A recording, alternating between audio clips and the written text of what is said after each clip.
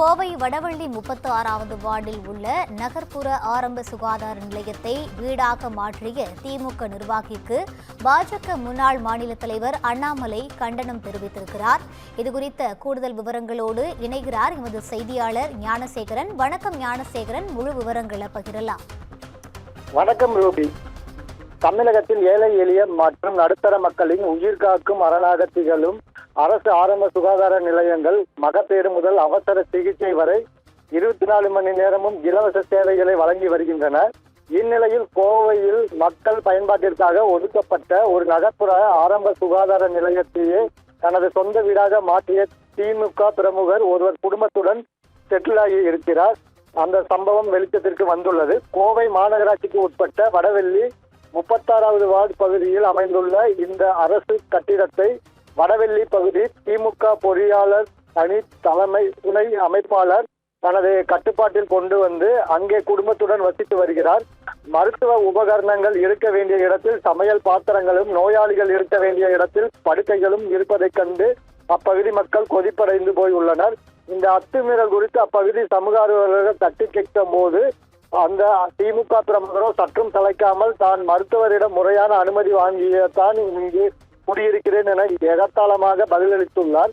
அரசு சொத்தை தனிநபர் பயன்பாட்டிற்கு வழங்க மருத்துவருக்கு அதிகாரம் எதுவும் என்ற கேள்விக்கு அங்கு இருந்தவர்கள் எடுத்த வீடியோ தற்போது சமூக வலைதளங்களில் காட்டுத்தீ போல் பரவி வருகிறது.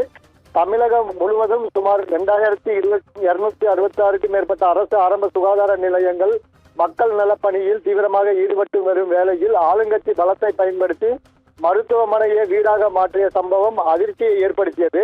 இந்த சம்பவம் குறித்து தனது சமூக வலைதள பக்கத்தில் பாஜக முன்னாள் மாநில தலைவர் அண்ணாமலை பதிவு செய்துள்ளார். அதாவது கோவை மாநகராட்சிக்கு உட்பட்ட இந்த வடவள்ளி 36வது வார்டு பகுதியில் உள்ள நகர்ப்புற ஆரம்ப சுகாதார நிலையத்தை வடவள்ளி பகுதி திமுக பொறியாளர் துணை அமைப்பாளர் ஷியாம் சுந்தர் என்பவர் தனது வீடாக மாற்றி குடும்பத்துடன் வசித்து வருகிறார் என்ற செய்தி திமுகவின் அதிகார துஷ்பிரயோகத்தை உச்சத்தை காட்டுகிறது என்றும், தமிழகம் முழுவதும் உள்ள ஆரம்ப சுகாதார நிலையங்கள் தான் ஏழை எளிய மக்கள் மற்றும் நடுத்தர மக்களின் உயிர் காக்கும் அரணாக திகழ்கின்றன. மகப்பேறு முதல் அவசர சிகிச்சை வரை மற்றும் இவற்றை தான் நம்பி இருக்கின்றனர்.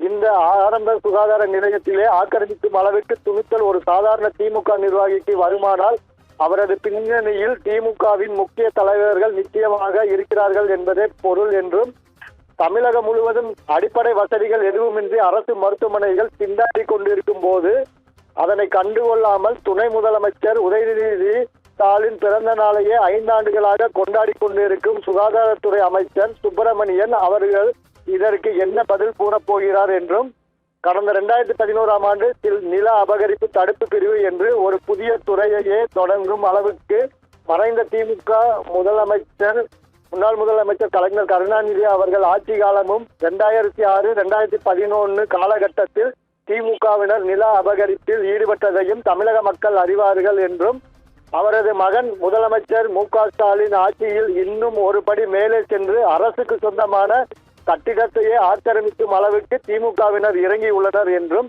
உடனடியாக அரசு ஆரம்ப சுகாதார நிலைய கட்டிடத்தை ஆக்கிரமித்துள்ள திமுக நிர்வாகி ஷியாம் சுந்தர் மீது கடுமையான நடவடிக்கை எடுக்க வேண்டும் என்றும், அந்த கட்டிடத்தை மக்கள் பயன்பாட்டிற்கு முழுமையாக கொண்டு வர வேண்டும் என்று திமுக அரசை வலியுறுத்துவதாக பாஜக முன்னாள் மாநில தலைவர் அண்ணாமலை தனது சமூக வலைதள பக்கத்தில் பதிவு செய்துள்ளார். ரூபி, விவரங்களை வழங்கியமைக்கு நன்றி ஞானசேகரன்.